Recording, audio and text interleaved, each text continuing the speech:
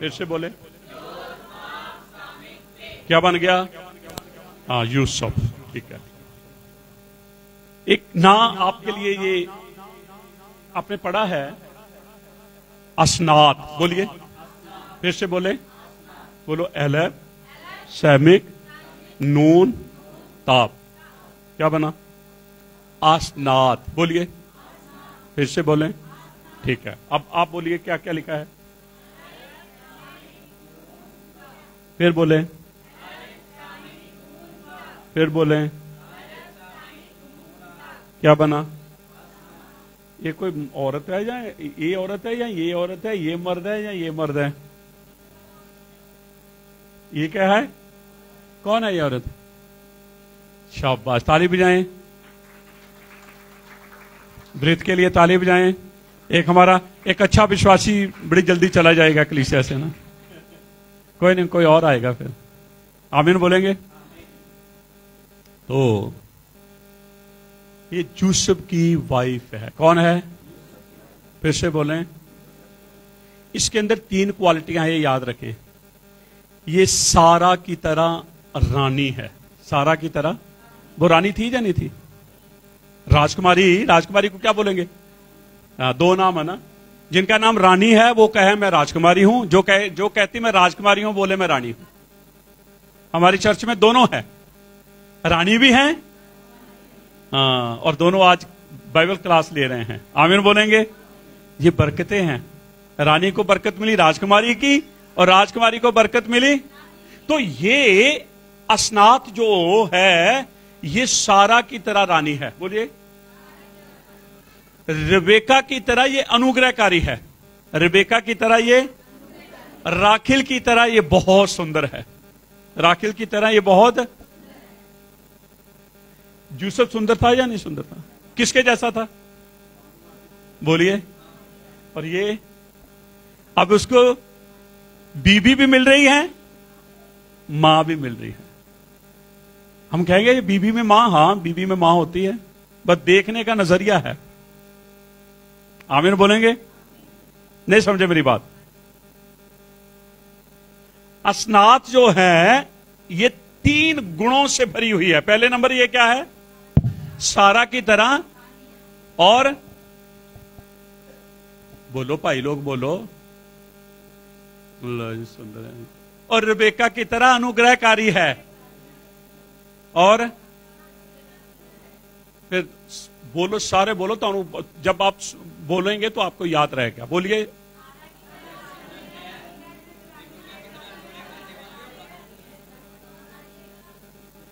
इसका अर्थ है सारा का गुण भी इसमें है, रिबेका का भी गुण इसमें है। तो कहीं ना कहीं इनके साथ इसका कोई रिलेशन है। लेकिन आज उस रिलेशन के बारे में हम बात नहीं करेंगे। लेकिन अगर ये यूसुफ की बीवी बनी है तो ये याद रखें, ये आम लड़की नहीं है। ये बहुत, क्योंकि यूसुफ कौन है? बहुत खास। यूसुफ की बाइबल के अंदर एंट्री जो है, जो उसकी मुलाकात है, वो उत्पत्ति के 37 अध्याय में शुरू होता है और 50 अध्याय तक चलता है। 37 अध्याय से शुरू होकर, क्योंकि वहां पर यूसुफ 17 साल का जवान, 17 साल का नहीं, 17 साल के जवान नहीं होते, वो पिंपल्स आने शुरू हो जाते हैं ना, वो पता चलता क्या आ गया जी, जवानी आ गई। और उस समय उनको अच्छे नहीं लगते बच्चों को। ये याद रखें, ये पिंपल्स थोड़े समय के लिए, जब तक जवानी है। पिंपल्स अपने आप ही खत्म हो जाते हैं जब जवानी खत्म हो जाती है। इसलिए परेशान होने की जरूरत नहीं है, घबराने की जरूरत है, इधर उधर के शैम्पू, क्रीमें, साबुन लाने की जरूरत नहीं है ना। ऐसे फिजूल खर्चे हम करते हैं। ठीक है। तो जब यूसुफ 17 वर्ष का था, चेहरे से लिखा है लाली छलकती थी। इतना आकर्षित उसे कोई भी देखता था ना, उसकी तरफ खींचा जाता था। इतनी मासूमियत उसके चेहरे के ऊपर और इतनी सुंदरता उसके ऊपर। 37 अध्याय से लेकर 50 अध्याय तक यूसुफ यूसुफ यूसुफ यूसुफ की बात हो रही है। लेकिन 37 से जब हम 50 में जाएंगे, एक बीच में एक ऐसा चैप्टर आता है, उसमें उसका नाम ही नहीं है। एक 37 से लेकर 50 के अंदर एक ऐसा चैप्टर आता है, उसका नाम ही नहीं है, और वो चैप्टर है 38। कौन सा? उसमें यूसुफ का। पर याद रखें, वहां यूसुफ का नाम नहीं है, लेकिन वहां 5 नाम और हैं। नंबर 1 बोज, कौन? नंबर 2 रूथ, नंबर 3 उबैद, नंबर 4 जस्सी, नंबर 5 दाऊद। जो घर जाके 38 अध्याय पढ़ना, लोग तो पढ़ते ही नहीं, उसको छोड़ देते हैं, क्योंकि उन्होंने अपनी नॉलेज से पढ़ा, उन्होंने अपनी बुद्धि से पढ़ा, उन्होंने आत्मा के द्वारा नहीं पढ़ा। आमीन बोलेंगे? वो 37 से सीधा 39 में आ जाते हैं, फिर 39 से लेकर 50 तक चले जाते हैं, लेकिन 38 अध्याय को, क्योंकि वो अध्याय जब आप फिजिकल पढ़ेंगे तो आपको बड़ा खतरनाक लगेगा, लेकिन अगर स्पिरिट में आप पढ़ेंगे तो आपको बहुत अच्छा लगेगा। वहां पर यहूदा के 3 बेटों की एंट्री होती है, और एक औरत जिसका नाम तमार है। कौन है? घर जाके पढ़ोगे 38 अध्याय, पूरा पढ़ना है, बंद मत कर देना। आप पढ़ते पढ़ते कहेंगे ये क्या लिखा, हमें तो समझ नहीं आ रहा। वहां 5 नाम है। कितने नाम? कौन कौन से? बोज, रूथ, उबैद, जस्सी, दाऊद। मैं फेसबुक के ऊपर इसलिए बोल रहा हूं क्योंकि आज 38 अध्याय जब आप पढ़ेंगे तो आपको 5 नाम मिलेंगे, यदि आप आत्मिक तरीके से उनको पढ़ेंगे तो। आमीन बोलेंगे? हालेलुया। तो फिर 37 से लेकर जब हम 50 तक जाएंगे, 38 अध्याय को निकाल देंगे, बाकी कितने अध्याय बनेंगे 37 से 50 जाने के लिए? 12। तो 12 अध्याय पूरे यूसुफ के ऊपर है, लेकिन असनात को सिर्फ 3 बार बाइबल के अंदर दिखाया गया है। कितनी बार? और यूसुफ को 12 अध्याय उसके ऊपर हैं। अब तो यूसुफ के ऊपर इतना कुछ बाइबल लिख रही है, तो जिसके साथ उसकी शादी होनी है, कोई ये तो है नहीं यहां से पकड़ के वहां से पकड़ कर उसकी शादी हो जाएगी। चलो ये तो संत है, संत की शादी कर देते। नहीं, याद रखें, वो यहोवा की चुनी हुई लड़की होगी। यस्सु की मां ऐसे ही मरियम को नहीं बना दिया। यस्सु की मां मरियम को बनने से पहले मरियम लिखा है वो धर्मी थी। वो दिन रात व्यवस्था के ऊपर ध्यान लगाए रहती थी, और उसने कहा भी कि मैं यहोवा की दासी हूं, तेरे कहने के अनुसार मेरे साथ। औरतें उस समय बड़ी थी, लेकिन मरियम को चुना गया। लड़कियां उन दिनों में बहुत थी, लेकिन असनात को चुना गया। क्यों? क्योंकि 3 गुण है इसमें, और वो गुण ऐसी औरतों के हैं जो अब्राहम के साथ जुड़ी है, जो इजहाक के साथ जुड़ी है, और जो यकूब के साथ जुड़ी है। और इसीलिए यहोवा कहता है मैं अब्राहम का, जब उसने कहा मैं अब्राहम का हूं, तो उसने ये भी कहा मैं सारा का भी हूं।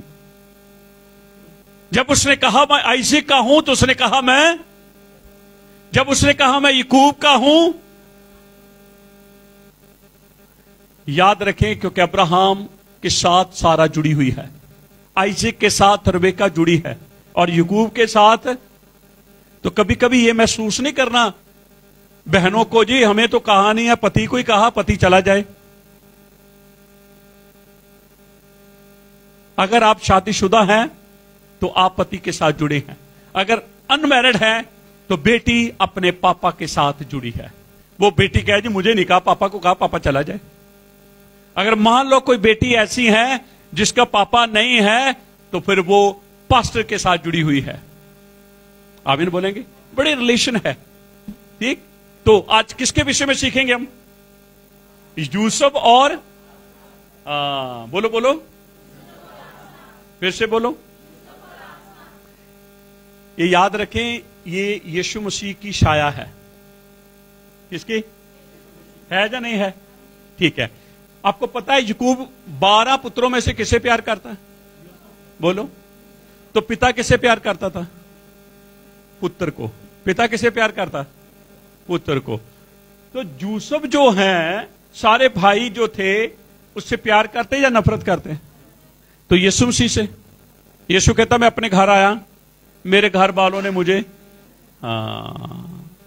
आपको पता है इसको बेचा गया? बेचा या नहीं बेचा? किसने बेचा? तो यीशु को भी किसने बेचा? भाइयों ने। आपको पता है यूसुफ को बेचने में हाथ किसका था? यहूदा का। किसका? तो यीशु मसीह को।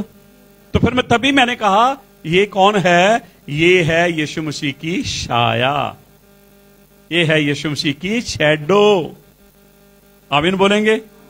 ठीक है। तो अब हम असनाद के बारे में कुछ बातों को जानेंगे। बड़ी इंटरेस्टेड बातें हैं।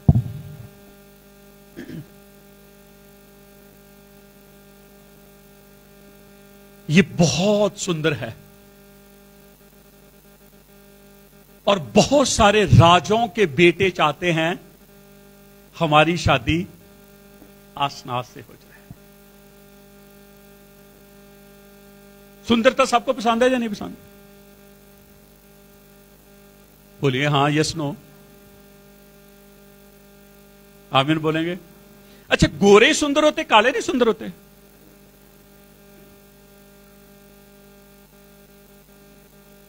बोलिए।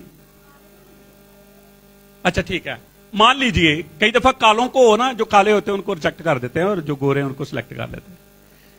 सुने, एक आदमी काला है, अगर गोरा रंग उस पे आ जाएगा, थोड़ा सा गोरा रंग आ गया जहां काले पे, तो लोग क्या कहेंगे? अगर यही काला रंग तिनकी रूप में गोरे पे चला जाएगा, उसकी सुंदरता। Yes no? देखा, काला रंग है ना, सुंदरता को बढ़ाता है। रंग 2 या 3? कौन कौन सा? किसने दिए? अगर अपनी इंसान की मर्जी होती तो काला होता ही नहीं कोई, सब क्या होते? तो अब इनका कलर तो मुझे पता नहीं कैसा होगा यूसुफ का या असनाद का, लेकिन सुंदर है। तो मैं ये बताना चाहता हूं, सुंदर काले भी होते हैं, सुंदर गोरे भी होते हैं। आमीन बोलेंगे? ठीक है। तो मैंने आपको बताया असनाद के अंदर 3 क्वालिटियां हैं। पहली क्वालिटी सारा की है, दूसरी रिबेका की है, तीसरी कि कहीं ना कहीं जो उनके साथ अटैचमेंट है। हर राजे का बेटा ये चाहता है कि मेरी असनाद से, इसका जीवन बिल्कुल अलग ताई में रहा। जिसके घर के अंदर इसका पालन पोषण हुआ, जो इसके मां बाप हुए, वो बहुत अमीर थे, उनके पास बहुत पैसा था, बहुत संपत्ति थी, बहुत नाम था उनका। और जो घर था, घर की तीसरी मंजिल के ऊपर इसका आलीशान कमरा था। और इतिहास कहता है कि हर तरफ सोना ही सोना, हर तरफ चांदी चांदी, हीरे जवाहरात, ऐसी शान और शौकत के साथ ये रहती है।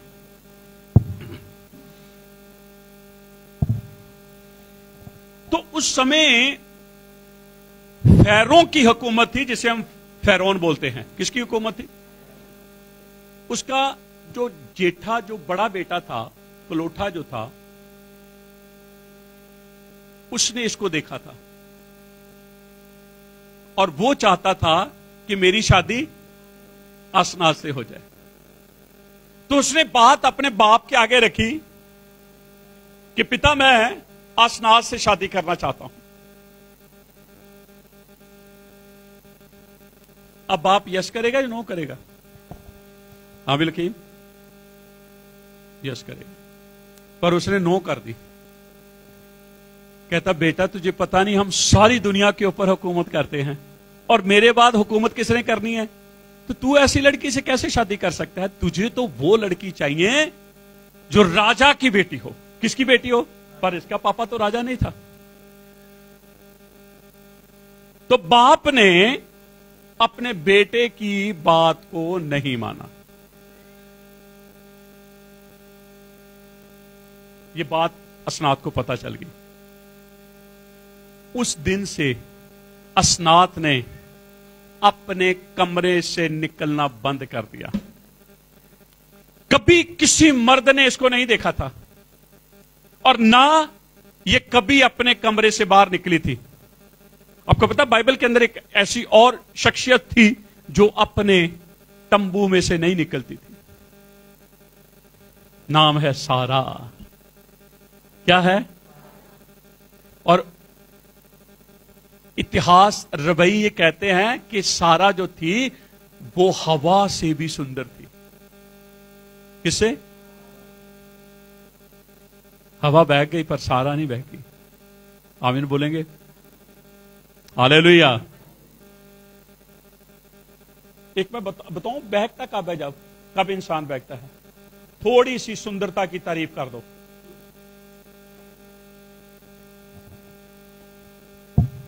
आज तुसी बड़े सोहने लगदे। अगली बार थोड़ा और स्टाइल चेंज हो जाएगा। Yes no?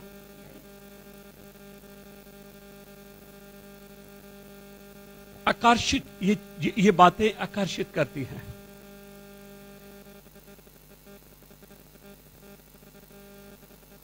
इसने अपने आप को अकेला कर लिया। कभी इतनी नफरत आदमियों से हो गई इसको, ये आदमियों को पसंद नहीं करती थी। इसने अपना जीवन अकेले में ले लिया। बाप को जब ये बात पता चली तो उसने कहा कि मैं अपनी बेटी की जीते जी मैं तो शादी करूंगा, फिर ये तो किसी आदमी को पसंद ही नहीं करती। तो एक दिन बाप ने बड़े लाड बड़े प्यार से इसको नीचे बुलाया और दाहिना हाथ अपने हाथ में लिया और अपना दाहिना हाथ उसके हाथ के ऊपर उसे प्यार करने लगा और कहने लगा, बेटी मैंने तेरे लिए एक लड़का देखा है, मैंने तेरे लिए एक। और जैसे लड़के का नाम लिया ना, इसको अंदर से बहुत ज्यादा गुस्सा आने लगा। अभी लड़का बताया नहीं है कौन, क्योंकि लड़का तो उसने देखा ही नहीं कोई। और बड़े लाड प्यार से बाप अपने फर्ज को, जैसे बाप अपना फर्ज पूरा करता है, ऐसे उसने किया। और बाप ने उस लड़के की इतनी अच्छी अच्छी बातें बताई कि कहीं ना कहीं हो सकता है कि कोई अच्छी बात इसके दिल में चली जाए और ये एग्री हो जाए, हां मैं शादी करूंगी। लेकिन जैसे जैसे उसके गुणों को वो बता रहा था, जैसे जैसे उसकी क्वालिटियां बता रहा, वैसे वैसे इसका गुस्सा।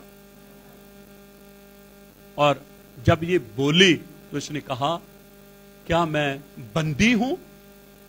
क्या मैं कोई गुलाम हूं? जो पिता तू मुझे 5 बातें उसने कही उसके विषय में। पहली बात, वो गुलाम है। वो दूसरी बात, उसे बेचा गया है। दूसरी बात, याद करो मैंने पूछना बाद में। पहली बात क्या है? क्या मैं गुलाम से शादी करूंगी? दूसरी बात, क्या जिसे बेच दिया गया था मैं उससे शादी करूं? तीसरी बात, वो तो एक दास है। क्या है? क्या मैं उससे शादी करूंगी? वो तो उस खानदानों में से हैं जो चरवाहे हैं और मिस्रीय चरवाहों को घृणा करते हैं। क्या मैं उससे शादी करूंगी? जिसके ऊपर इल्जाम लगा कि ये व्यभिचार में पकड़ा गया, क्या मैं उससे शादी करूंगी? जिसको 3 साल जेल में रखा गया, क्या मैं उससे शादी करूंगी? ये सारी बातें किसके साथ थी? बोलिए। तो फिर बाप किसकी बात कर रहा था? तो बेटी ने क्या कर दिया? बोलिए। उसने उसके गुणों को नहीं देखा, उसके पास्ट को देखा। इसको देखा। कभी कभी रिश्ते का कैसे खत्म हो जाते हैं? हम गुण नहीं देखते हैं, हम क्या देखते हैं? हम पास्ट देखते हैं। जी इसने ये किया, इसने वो किया, इसने वो किया। क्या बाप समझदार अपनी बेटी से, जब बेटी बाप से समझदार है? पहले बाप समझा रहा था, अब किसको? जिस दिन बेटी बाप को समझाएगी उस दिन काम गड़बड़ हो जाएगी। आगे उसने यूसुफ के बारे में कोई बात नहीं की, क्योंकि इतना क्या हो गई, वो क्रोधित हो। देखा तो है नहीं अभी। अब यहां तालमेल होगा। असनात मर्दों से नफरत करता है, यूसुफ औरतों से नफरत करता है, क्योंकि एक बार बहुत बड़ा इल्जाम लग चुका है। नहीं समझे आप लोग? तो फिर शादी होगी कैसे? ये मर्द से नफरत करती है, वो शादी उसको भी करनी है। शादी उधर यहोवा कहता आदम का अकेले रहना। आमीन बोलेंगे? हालेलुया। जो बाप था असनात का, उसका नाम पोतीफोरा है, उसने एकदम से बात को बंद कर दिया और आखिर में असनात ने ये कहा, ऐसे मर्द से, ऐसे आदमी से मैं शादी नहीं करूंगी, और उठी अपने कमरे में चली। यूसुफ को पोतीपोरा के घर आना है और उसको बता दिया गया था कि 8वें दिन यूसुफ घर आएगा।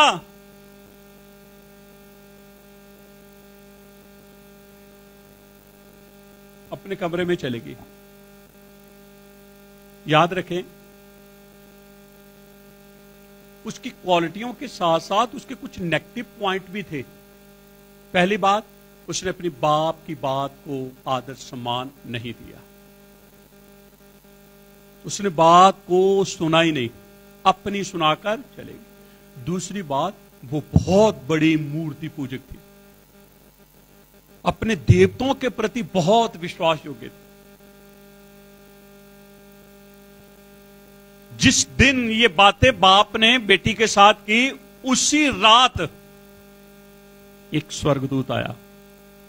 कौन आया? उसके कमरे में, और उसने कहा, मेरे कमरे में तो कोई मर्द आ ही नहीं सकता। दरवाजे भी बंद है, खिड़कियां भी बंद है, और ये कहां से आ गया? तब उसने बताया कि मैं स्वर्ग से आया हूं तेरे से बात करने के लिए। आमीन बोलेंगे?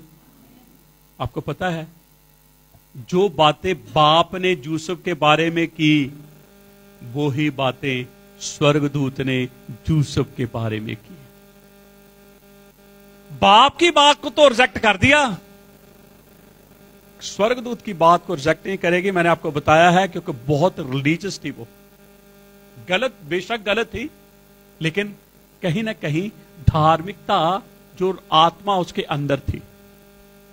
और स्वर्गदूत ने जब उससे बातें की, तो जो उसका बेड था, जिसपे कभी कोई मर्द आकर बैठा नहीं, उसने स्वर्गदूत को वहां बिठाया। और स्वर्गदूत ने जब सारी स्टोरी उसको सुनाई यूसुफ के बारे में, उसके बाद स्वर्गदूत कहता, मुझे कुछ खाने के लिए दे। तो उसने बोला, तुम क्या खाओगे? कहता, मैं शहद खाता हूं। तो कहती, मेरे कमरे में तो कोई मधुमक्खियों का छत्ता ही नहीं है, शहद कहां से होगा? कहता, पीछे जाओ, वहां आपको छत्ता मिलेगा। जैसे वो कमरे के पीछे गई, उसने देखा मधुमक्खियों का छत्ता। और मधुमक्खियां पता है कैसी? सुनहरी, चमकती। और वो वहां से शहद लाई, उसको खाने के लिए दिया, और उसने खाया। इसके विषय में मैं बताऊंगा, लेकिन फिलहाल मैं आपको थोड़ा सा ऊपर ऊपर की स्टोरी बता रहा हूं। आमीन बोलेंगे? अब उसको यकीन हो गया कि वाकई ये स्वर्ग से स्वर्गदूत आया है। अब उसने कहा अब ये जब ये जाएगा तो फिर तो लोगों को पता चल जाएगा, क्योंकि उसकी 7 सहेलियां थी। कितनी? बोलिए। आपको पता है एस्तेर की भी 7 सहेलियां थी।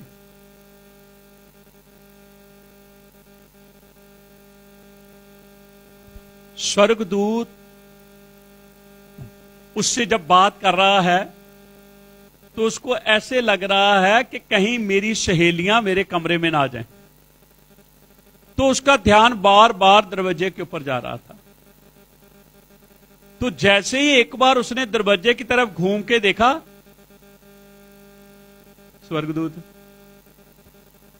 क्या, उसने सारी मूर्तियां उठाई, तीसरी मंजिल से नीचे गिराई।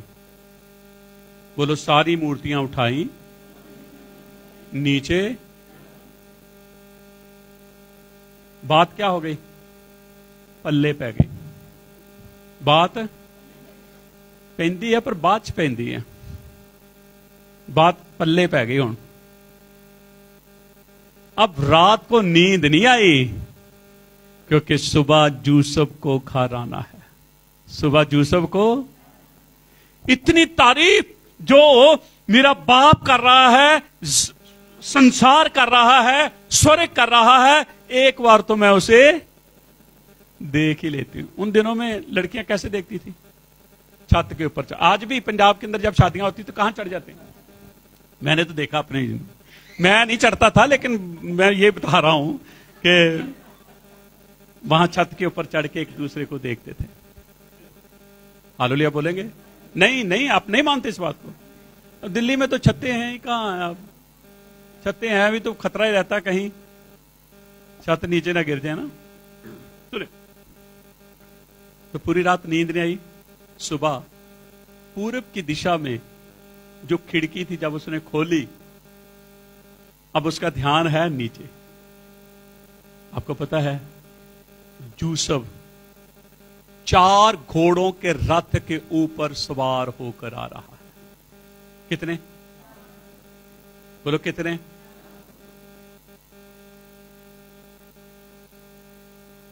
जैसे ही उसने यूसुफ को देखा, जैसे ही, आए हम दुआ करेंगे, सारी महिमा आदर जलाल हम यीशु मसीह के नाम को देंगे। अगली बार मैं बताऊंगा आगे की स्टोरी क्या होगी, और मैं विश्वास करता हूं कि हम आशीष पाएंगे। सब हम अपनी आंखों को बंद करेंगे। आप इन बातों के ऊपर ध्यान लगाएं, इन बातों के ऊपर मनन करें। एक बड़ी मुलाकात हो रही है, एक बड़ी गवाही है। ये याद रखें, स्वर्गदूत ने आकर असनात को तैयार किया है। ऐसे ही मेरे यीशु को एक दिन संसार में आकर उसने अपने चेलों को कहा, मेरा जाना तुम्हारे लिए अच्छा है, मैं जाऊंगा, मददगार आएगा जो सर्वदा तुम्हारे साथ रहे। पवित्र आत्मा कलीसिया को तैयार करता है यीशु रूपी यूसुफ के लिए। हम धन्यवाद देते हैं क्योंकि वहां पर यूसुफ वो शैडो हैं, यीशु मसीह की असनात छाया है कलीसिया की। क्योंकि कलीसिया संसार में थी, अपनी मर्जी में चल रहे थे, अपनी इच्छा से जी रहे थे। अच्छा लग रहा था कर रहे थे, अच्छा नहीं लग रहा था नहीं कर रहे थे। एक दिन संसार में से पवित्र आत्मा ने हमें अलग किया, जैसे असनात को अलग कर दिया और उसने उन सारी चीजों को अपने जीवन से दूर कर दिया जो उसको यूसुफ से मिलने से रुकावट थी। पिता, हम धन्यवाद देते हैं, इन जीवनों को समझने की हमें अक्ल दे, समझ दे। हम कह सकते हैं रुआख हाकमा हमें दे, रुआख बीना हमें दे, ताकि हम इन बातों को समझ पाए। हमारा मुना है कि आप अपने लोगों के बीच में हैं। तेरे लोग तेरे वचनों के ऊपर गौर करें, तेरे लोग तेरे वचनों के ऊपर ध्यान लगाएं। कहीं ना कहीं हम छुपे हुए हैं, या कहीं ना कहीं हम अपने आप को वहां देख सकते हैं। बहुत बार हमें समझाया गया, बताया गया, और बहुत बार हमने नकार दिया। लेकिन जिस दिन पवित्र आत्मा ने हमें छुआ, जिस दिन पवित्र आत्मा ने हमें तैयार किया, वो आखिरी घड़ी थी। हम यीशु रूपी यूसुफ को मिलने ही वाले हैं। जैसे यूसुफ 4 घोड़ों के रथ के ऊपर सवार होकर आ रहा, एक दिन मेरा यीशु बादलों पर सवार होकर आएगा अपनी कलीसिया रूपी दुल्हन को लेने के लिए। उसकी महिमा करें, उसके नाम की जय जयकार करें। हम